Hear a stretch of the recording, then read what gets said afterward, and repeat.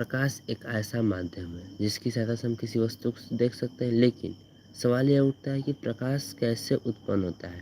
तो प्रकाश उत्पन्न करने के लिए दो माध्यम है, प्राकृतिक और मानवकृत। पहला है प्राकृतिक। प्रकृति को समझते हैं। प्राकृतिक क्या है? जो सदियों से चलता हुआ हमारे प्रकृति से आ रहा है, जैसे सूर्य, चंद्रमा, तारे, ये सब क्या है? प्राकृतिक है। ठीक है। उसके बाद आता है दूसरा नंबर, मानवकृत।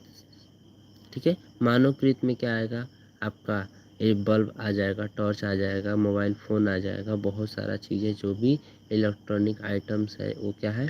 हमारा मानवकृत ऊर्जा के स्रोत है। ठीक है। ये क्या है? प्रकाश उत्पन्न करते हैं जिसकी सहायता से हम किसी वस्तु को देख पाते हैं। ठीक है।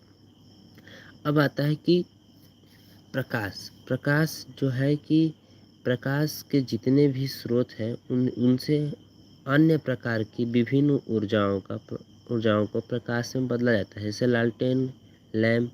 देखो क्या होता है कि हम लोग मानव ने बनाया है लैंप, लालटेन, जो अब कुछ समय नहीं दिख रहा है, पहले दिखता था। ठीक है। अब तो कोई दिखाई नहीं दे रहा है। अब लैंप बहुत ही कम मायने में हम लोग को दिखाई दे रहा है।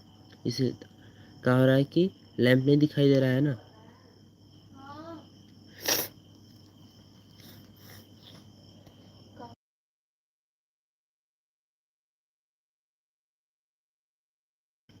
सॉरी। देखिए, लैंप पहले नहीं दिखाई दे रहा था, अब नहीं दिखाई दे रहा है। इसका क्या कारण है कि अब ज़माना बदल चुका है, जिसमें हम लोग क्या कर रहे हैं, सिर्फ ज़्यादातर हम लोग LED lights, mobile phone, torch, क्या है, विद्युत का उपयोग कर रहे हैं, जिससे क्या हो रहा है कि हमें बहुत सारी कठिनाइयों का भी सामना करना पड़ रहा है और बहुत से फ़ायदे भी हो रहे हैं।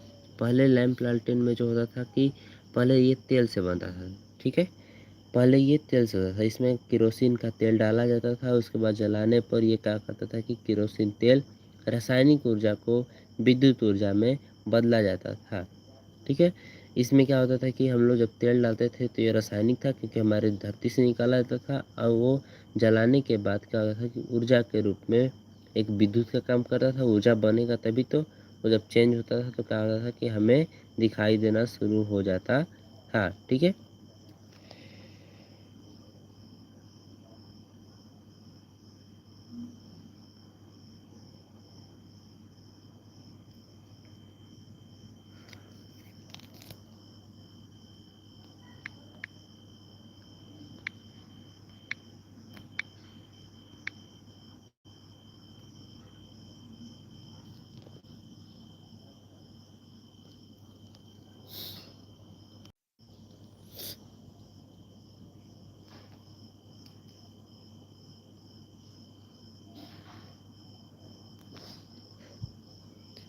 चलिए, अब देखते हैं हम लोग प्रकाश में। अब आते हैं, दूसरा नंबर है प्रदीप्त और अप्रदीप्त वस्तुएं। ठीक है।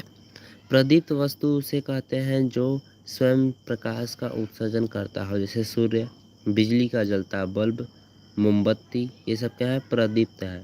अप्रदीप्त में आएंगे तो बताया जाता है कि अप्रदीप्त वस्तु उसे कहते हैं जो प्रकाश स्वयं प्रकाश उत्पन्न कर, मतलब जिसके पास स्वयं का प्रकाश नहीं होता है, वो क्या कहलाता है? अप्रदीप्त कहलाता है। जैसे पुस्तक, टेबुल, कुर्सी, ये सब क्या है? प्रकाश उत्सर्जित नहीं करती है, इनके पास स्वयं का प्रकाश नहीं होता है। ये वस्तुएं जो होती हैं प्रकाश उत्सर्जित नहीं करती हैं, इसलिए अप्रदीप्त कहलाती हैं। ठीक है। जो वस्तु स्वयं से प्रकाश उत्पन्न करे उसे हम लोग कहेंगे प्रदीप्त, और जो वस्तु प्रकाश उत्पन्न न करे उसे कहेंगे अप्रदीप्त। ठीक है। अब आता है कि जब वो किसी प्रदीप्त वस्तु से निकलकर प्रकाश जो होता है किसी अप्रदीप्त वस्तु से टकराकर हमारी आंखों तक पहुंचता है, तब हम उस वस्तु को देख पाते हैं। ठीक है। जैसे कि जब सूर्य उगता है, सूर्य उगते हैं आसमान में, तो हम लोगों को क्या होता है कि हर एक चीज़ दिखाई देना शुरू हो जाता है। ठीक है। जैसे ही शाम होता है, सूर्य क्या होता है? डूबने लगता है, तो हमें क्या होता है? धीरे धीरे दिखाई देना बंद हो जाता है। क्यों? क्योंकि जब कोई प्रदीप्त वस्तु अप्रदीप्त वस्तु पे आकर, प्रदीप्त वस्तु से प्रकाश आकर के अप्रदीप्त वस्तु पे टकराएगी जब तक नहीं, और हमारी आंखों तक पहुंचेगी नहीं, तब हम देख नहीं पाएंगे। इसीलिए कहा था कि शाम के समय में हमें दिखाई कम देने लगता है, दिखाई नहीं देने लगता है, जिससे